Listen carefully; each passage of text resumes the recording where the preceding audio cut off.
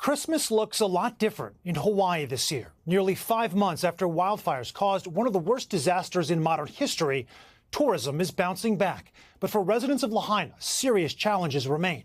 Dana Griffin has their story. Overlooking the burn scar of the historic town of Lahaina sit symbols of those who perished here. 100 crosses built from wood, salvaged from the ruins. When families come, it brings them a little bit of comfort and not just sorrow. Shawnee Schweitzer and her husband Matt made a pledge to maintain this memorial, adding wreaths and garland for Christmas. And while the holiday has brought another wave of tourism to Maui, the west side of the island is still struggling. We were living a nightmare, and now 4 months later, it sometimes feels worse. More hotels will soon begin to relocate evacuees to accommodate upcoming tourist bookings.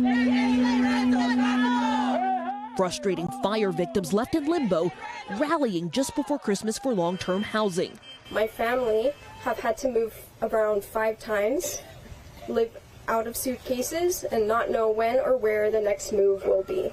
To get more families housed, Hawaii's governor has threatened to ban vacation rentals if more owners don't volunteer for a program that would pay them and offer tax breaks to house displaced fire victims. I'm sure we will face litigation, but I will do it if we don't get 3,000 units for our people who have been living in hotels, because it's not civilized. Rebuilding will take years. Now that the EPA has completed the hazmat cleanup, this 3D photo map created by a Hawaiian company and powered by AI is being used by officials to see precise details of the disaster zone. For example, a road needs to be rebuilt or a community.